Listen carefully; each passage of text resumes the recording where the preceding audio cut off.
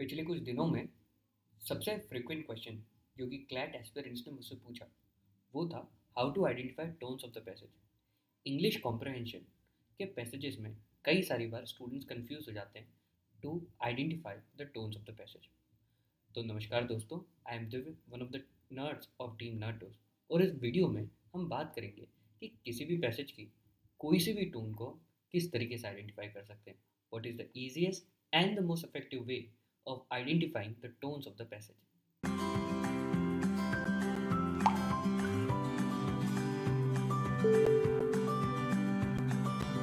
हमने tone identification के framework को दो पार्ट्स में डिवाइड करा है।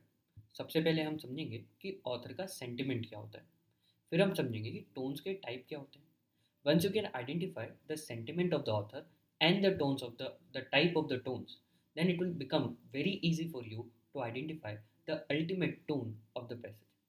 And to top it all, we will do certain examples in this YouTube video. कुछ एग्जाम्पल्स हम लेकर के आए हैं ताकि आपको ये कंसेप्ट जो हमने इस वीडियो में डिस्कस करा है और ज़्यादा क्लियर हो जाए। और उसके बाद I leave you with some resources, some tips on how to get better at tones. Because obviously सिर्फ इस वीडियो को देखने के बाद ऐसा नहीं है कि टोन्स का पूरा टॉपिक आपको एकदम से क्लियर हो जाएगा। You will have to do a lot of practice from your end. और आप क्या क्या टेक्निक्स यूज़ कर सकते हो to improve your scores in question which ask you of the tone of the author. तो सबसे पहले हम बात करेंगे सेंटिमेंट ऑफ द ऑथर की। जब भी कोई ऑथर किसी भी पैसेज को लिखता है तो उसके तीन सेंटिमेंट हो सकते हैं। या तो he can be very positive about the thing that he is describing, और he can be very negative about something, or he can just describe something with no emotion at all. The first step that we read, the first thing that we need to ensure while we are reading the passage is to identify what exactly is the sentiment of the author towards the subject he is discussing. Is he very positive about it? Is he negative about it? Or is he just describing it with an indifferent attitude? जब भी हम इस attitude को पहचान लेंगे, author के sentiment को पहचान लेंगे, तो टोन आइडेंटिफाई करना इजी हो जाएगा। और साथ ही में बाकी जो रीडिंग कॉम्प्रहेंशन की क्वेश्चन है ना, वो भी सॉल्व करना आसान हो जाएगा।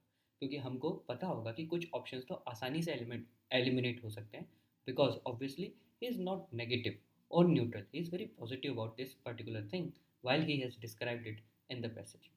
Moving on to the second part of the tone identification framework, the type of tones. The tones are primarily of three types. First, opinionated, analytical and descriptive.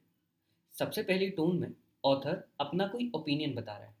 He is either praising someone, he is praising something, he is very critical of something, और he is giving a negative और a positive opinion about a particular thing. जब आपको ये पता चल जाएगा कि author अपना ओपिनियन किसी चीज़ के बारे में बता रहा है, तो आपके लिए टोन्स एलिमिनेट करना और टोन्स आइडेंटिफाई करना आसान हो जाएगा। दूसरा टाइप होता है एनालिटिकल। एनालिटिकल पैसेजेस में generally you find N analysis, जहाँ पे ऑथर किसी चीज़ को एग्जामिन कर रहा होता है, रीजनिंग दे रहा होता है या आर्ग्यू कर रहा होता है। Both opinionated and analytical can B इधर पॉजिटिव और नेगेटिव। आपका नेगेटिव ओपिनियन हो सकता है, आपका पॉजिटिव ओपिनियन हो सकता है, आपका एनालिसिस नेगेटिव रिजल्ट रेंडर कर सकता है या फिर पॉजिटिव रिजल्ट रेंडर कर सकता है। तो once you have identified the sentiment of the author, positive है, नेगेटिव है या न्यूट्रल है, the second thing that you need to do is to identify the type of the tone that the author is employed. Is he being very opinionated? Is he being analytical? Or is he being descriptive? What is description? Description is something when you are just describing the things, when you are just narrating with no sentiment as such. आपका sentiment इसमें neutral होता है। Definitely हमेशा आपका descriptive वाले case में, descriptive type of the tone of the passage में, हमेशा you will have a neutral sentiment. You will neither be very for the subject, ना तो आप उसकी बहुत तारीफ कर रहे होंगे, ना आप उसकी कोई बुराई कर रहे होंगे। You will be very very simple. You will be narrating it, you will be describing it, you will be telling the reader about that particular thing without giving any opinion. अब अगर आप लोगों ने टाइप और साथ में sentiment दोनों identify कर लिया, तो आपके लिए टोन आइडेंटिफाई करना आसान हो जाएगा। जब भी अब आपके सामने कोई भी क्वेश्चन आएगा, आपको सिर्फ उस पूरे पैसेज को पढ़ना है। पैसेज को पढ़ने के बाद उसका सेंटिमेंट आइडेंटिफाई करना है। सेंटिमेंट आइडेंटिफाई करने के बाद उसका टाइप आइडेंटिफाई करना है। जब आप ये दोनों चीज़ आइडेंटिफाई कर लोगे, तो among the four option that you will have, will be able to eliminate almost all the time two options. अब आपकी फाइव जो बचेगी सिर्फ दो ऑप्शंस में बचेगी, और जब आप थोड़ी सी और इसको प्रैक्टिस कर लोगे, तो ये भी आपके लिए बहुत आसान हो जाएगा। कैसे आसान होगा? अभी बहुत सिंपल लग रहा होगा, but it is also simple but sensible. देखते हैं कि कैसे हम इन टेक्निक्स को एम्प्लॉय करेंगे in some of the examples. तो here comes the first example. Now I request you to pause this video, to read this, है ना? एक बार आप इसको अच्छे से पढ़ लीजिए पॉज करके, और फिर हम बात करेंगे कि इसकी टोन आपको क्या लगती है। This is by far the most unusual movie I have ever seen. I am a die-hard sci-fi buff and found myself wondering why no one has released a movie like this before. I was totally engrossed. The story pulled me in like a black hole. I found myself wanting more and more. This film is tantalizing, not to your eyes, not to your ears, but rather where it counts the most, your brain. What a breath of fresh air. I felt satisfied in the end and invigorated. If I had paid $50 to see the film, I would not have been disappointed. For anyone who has an intellect, is open minded, and ready for an adventure born of thought, ideas, and possibilities, make absolutely certain you do not miss this film. Now, this is an IMDb review of the most favorite film I've ever watched, the most interesting film I've ever watched. ये review obviously मैंने तो नहीं लिखा, it is a fan review from IMDb, but it very well captures the sentiment I have for this movie. I tell you the name of the movie towards the end, but I believe कि ये सारी चीज़ें जो लिखी है ना, वो सही है इस मूवी के बारे में। फिर हम वापस से टॉपिक पे आते हैं और बात करते हैं जिस चीज़ की हम कर रहे थे इस वीडियो में, टोन ऑफ द पैसेज की। क्या लगता है आपको? What is the sentiment of the author? Is it positive, is it negative, और इज़ इट न्यूट्रल? आप बोलोगे यार ये एग्जाम्पल तो बड़ा ईजी था, है ना, ये पॉजिटिव था, है ना, पॉजिटिव था, पक्का है, किसी को इस पर डाउट तो नहीं होगा कि ये पॉजिटिव सेंटिमेंट बता रहा था। नाउ हमको टाइप देखने। अच्छा, आप टाइप भूल गए? आप क्या क्या टाइप होते हैं? अरे ओपिनियटेड, एनालिटिकल, और साथ ही में डिस्क्रिप्टिव। ना ऑब्वियसली क्योंकि ये पॉजिटिव है तो हम डिस्क्रिप्टिव को एलिमिनेट कर सकते हैं। So we have just two things, इधर या तो वो अपना ओपिनियन दे रहा है या वो एनालिसिस कर रहा है। ना एनालिसिस के लिए ज़रूरी है कि वो उस सब्जेक्ट के बारे में, फॉर इंस्टेंस यहाँ पर वो मूवी है, उस सब्जेक्ट के बारे में कुछ डिस्क्राइब करे, कुछ उसके फैक्ट्स बताएं, और उसके बाद वहाँ पे रीजनिंग यूज़ करके उसका कोई एनालिसिस दे। नाउ वी सी कि ऐसा कुछ भी नहीं दिया जा रहा है, तो this is an opinionated passage. तो ओपिनियन है, पॉजिटिव ओपिनियन है, तो positive opinion will be the tone of the passage. लेकिन हमारी टोन ऑफ द पैसेज में जो हमने क्वेश्चन देखे हैं उसमें ऐसा तो आता नहीं है कि अच्छा पॉजिटिव ओपिनियन, ये कभी हमने टोन में नहीं देखा होगा। तो यस, टोन में कुछ शब्द आते हैं, हम उनके मीनिंग समझेंगे और उससे हम कर सकेंगे इस क्वेश्चन को सॉल्व। तो लेट्स सी कि अगर ये क्वेश्चन आपको एग्जाम में आता तो आपको क्या क्या चार ऑप्शन दिए जा सकते थे। Tense, satirical, analytical, and laudatory. Now, obviously, to solve tone-based question, you will need to know the meaning of all these four words, and not just these four words, but the meaning of several tones that you can encounter in passage-based questions. इसका एक ही तरीका हो सकता है कि हम हमारी vocabulary को इम्प्रूव करें और साथ ही में जितनी भी पॉसिबल टोन्स होती हैं उन शब्दों को तो अच्छे से समझ लें। लेकिन इस एग्जाम्पल पे आते हैं। तो tense, do you feel a sense of tension? Is the author tense, worried about something? No, obviously is not. Now ये सब सोचने से पहले हम देखते हैं कि कौन कौन से टर्म यहाँ पर पॉजिटिव है। Tense is not positive, satirical is not positive, analytical is not positive, analytical can be positive, laudatory can be positive. तो अगर हमने सिर्फ सेंटिमेंट आइडेंटिफाई कर लिया तो हम ए और सी दो ऑप्शंस को एलिमिनेट कर सकते हैं। Will be left with 50-50, B and D, analytical and laudatory. Now अगर हमने टाइप आइडेंटिफाई कर लिया होता, जहाँ पे हमने देखा था कि एक ओपिनियन है, एनालिसिस नहीं है, तो हम सीधे ऑप्शन डी पे पहुंच जाते हैं and option D becomes the right answer. Easy लगा ना आप लोगों को? यस। हो सकता है कि आपको एक क्वेश्चन ईजी लगा हो, तो हम एक और क्वेश्चन पे चलते हैं और देखते हैं ये क्वेश्चन हमको क्या बताता है। Again, guys, you can either choose to pause this video and read it yourself, or I'll be reading it for you. Don't aim at success. The more you aim at it and make it a target, the more you're going to miss it. For success, like happiness, cannot be pursued. It must ensue, and it only does so as the unintended side effect of one's personal dedication to a cause greater than oneself, or as the byproduct of one's surrender to a person other than oneself. Now ये थोड़ा tough होगा। यहाँ पे sentiment समझ में आ रहा है? Is it positive, is it negative, और इज इट न्यूट्रल? क्या यहाँ पर ये पॉजिटिव है? तारीफ करी है? नहीं की है तारीफ। तो क्या यहाँ पर कुछ नेगेटिव चीज़ें बोली है? नेगेटिव चीज़ें भी नहीं बोली है। तो we can go with neutral, है ना, ये न्यूट्रल हो सकता है। लेकिन चीज़ याद रखना, हर न्यूट्रल चीज़ डिस्क्रिप्टिव नहीं हो सकती। There can be neutral analysis, there can be neutral opinion, है ना। तो अब हम टाइप्स पे आते हैं। तो is it a description, is it an analysis और is it an opinion? Is this an analysis? Analysis of facts बताए जाएंगे, रीजनिंग यूज़ की जाएगी, वो सब तो नहीं हो रहा है। डिस्क्रिप्शन, किस बात की डिस्क्रिप्शन? हो सकता है ये सक्सेस की डिस्क्रिप्शन, ये सक्सेस ऐसे ऐसे होती लेकिन साथ में हमको कुछ बताया भी जा रहा है, हमको कुछ बोला भी जा रहा है ना, कि डोंट एम एट सक्सेस, तो बताया जा रहा है, बोला जा रहा है। क्या ये ओपिनियन हो सकता है?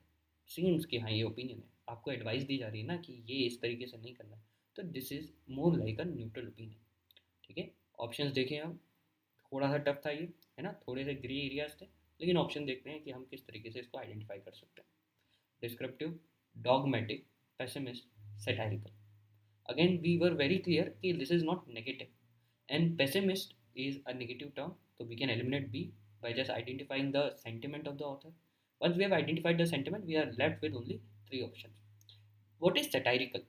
Satirical is something when you are just being caustic towards someone, आप किसी की मजाक कर रहे हो, किसी पे तंज कस रहे हो, है ना। तो सैटारिकल भी यहाँ पे नहीं था, वो भी थोड़ा नेगेटिव सेंस में होता है, फन सेंस में होता है। तो सैटारिकल भी यहाँ पे नहीं था, तो सेंटिमेंट से हमने दो ऑप्शंस को एलिमिनेट कर लिया। अब आता है डिस्क्रिप्टिव और डॉगमेटिक।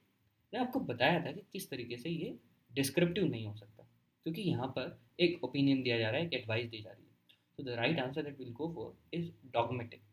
डॉगमा होता है जब आप किसी चीज़ में बिलीव करते हैं और आप उसका प्रचार प्रसार करने की कोशिश करते हो, तो this is a dogma. He believe that success का एक रूट होता है और वो सक्सेस का ऑथर हमको रूट बताने की कोशिश कर रहा है। By the way, this is again taken from a book that I love very much. तो बुक और मूवी दोनों का नाम आपको एंड ऑफ द वीडियो में बताऊंगा। लास्ट, है ना, dogmatic is the right answer obviously, है ना। पैसेज मैंने बनाया है, मतलब पैसेज लिखा मैंने नहीं है, स्लाइड्स मैंने बनाई हैं और ऑप्शन मैंने दिए हैं, तो फिर सही आंसर ही देता मैं। ठीक है, चलिए आखिरी वाले पे चलते हैं। आखिरी पैसेज जो हमारा होगा, which we have taken from GMAT Club with due credit to them. A number of experts have suggested that a strong guiding business plan is the key to handling a small business growth. A potent and well formulated plan can lay the foundation for years of rising profitability and can help a small business prepare for changes in the market. While a strong business plan can help a business grow, a good plan does not ensure growth. At times, market conditions change so rapidly as to relegate the plan to obsolescence. यहाँ पर क्या हो रहा है? The author is talking about a plan, and the author is not very positive about the plan. Is he negative about the plan? Slightly negative, we can say, or more like he is neutral. He is doing an analysis, है ना, he is not giving an opinion, he is doing an analysis, वो facts बता रहा है। तो sentiment क्या हो सकता है? Somewhere between negative to neutral. What can be the what what can be the type of the tone? Is it description? Is it analysis? Is it opinion? It's not opinion, it's an analysis, है ना। ये description भी नहीं हो सकता, क्योंकि description सिर्फ description नहीं दी है, कुछ एनालिसिस भी किया है। तो this is a neutral analysis, है ना, न्यूट्रल एनालिसिस हम इसको बोल सकते हैं। देखते हैं अब ऑप्शन क्या आते हैं। The author's attitude towards the view that business plans are essential is best described as. Now हमसे ये नहीं पूछा कि टोन ऑफ द ऑथर बताओ, हमको एटीट्यूड ऑफ द ऑथर बताया। Attitude of the author, tone of the author में बहुत ज़्यादा अंतर नहीं होता, लेकिन हमारा पर्पस ये है इस क्वेश्चन से कि किस तरीके से टोन ऑफ द पैसेज जब आप कर लेते हो तो आप बाकी के क्वेश्चंस को इजीली सॉल्व कर सकते हो। Now obviously we were not really sure कि ये प्लान से, गुड प्लान बैड प्लान से उसका क्या होता है, लेकिन अब एक स्पेसिफिक चीज़ को लेकर के ऑथर का एटीट्यूड क्या है। Author attitude towards the view that business plan are essential is best described, कि बिजनेस प्लान जो है वो असेंशियल है। अब ये तो ऑथर बिल्कुल भी नहीं मानता है ना। वो बोलते हैं कि while a strong business plan can help a business grow, a good plan does not ensure growth, है ना, कि हमेशा जरूरी नहीं है कि वो इंश्योर करे ग्रोथ को। तो क्या होगा? Is he being very positive about it? No, definitely not. Is he being negative about it? Yes, to a certain extent. Sentiment हो गया नेगेटिविश, और उसके बाद टाइप क्या होगा? टाइप में हमने देखना था एनालिटिकल, ओपिनियन या फिर डिस्क्रिप्शन। अगेन यहाँ पर क्या होगा? एनालिसिस दिया जा रहा है, तो हम एनालिसिस को देखेंगे। तो option A B C D देखते हैं। Unequivocal agreement. अनइक्विवोकल एग्रीमेंट का मतलब होता है कि बस आप एग्री कर गए, आप पूरे कंप्लीटली एग्री कर रहे हो इस बात से? बिल्कुल आप कंप्लीटली एग्री तो नहीं कर रहे हो। हमने सेंटिमेंट देखा था कि नेगेटिव था, बहुत पॉजिटिव तो नहीं था। तो it can not be an unequivocal agreement. Tentative acceptance, कि ठीक है अब बाकी फैक्ट्स आएंगे तब देखिए देखा जाएगा, अभी के लिए तो ये ठीक लग रहा है। क्या कोई ऐसा एक्सेप्टेंस हुआ है? नहीं, अगेन पॉजिटिव एटीट्यूड नहीं था, थोड़ा नेगेटिविश एटीट्यूड था, तो टेंटेटिव एक्सेप्टेंस भी नहीं हो सकता। Mild scepticism possible. Studious criticism, अब यहाँ पर हमको देखना पड़ेगा, is does he have mild scepticism, उनको थोड़े से डाउट्स हैं उसकी एफिकेसी पे, या इस पॉइंट पर कि बिजनेस प्लान आर एसेंशियल, या फिर स्टूडियस क्रिटिसिज्म। देखो, mild scepticism, when you are doubtful about something you are giving an opinion, but studious criticism आपको एनालिटिकल फ्रेमवर्क के करीब ले जाती है। जब हमने इसका टाइप आइडेंटिफाई करा था, हमने देखा था कि it is analysis and not an opinion.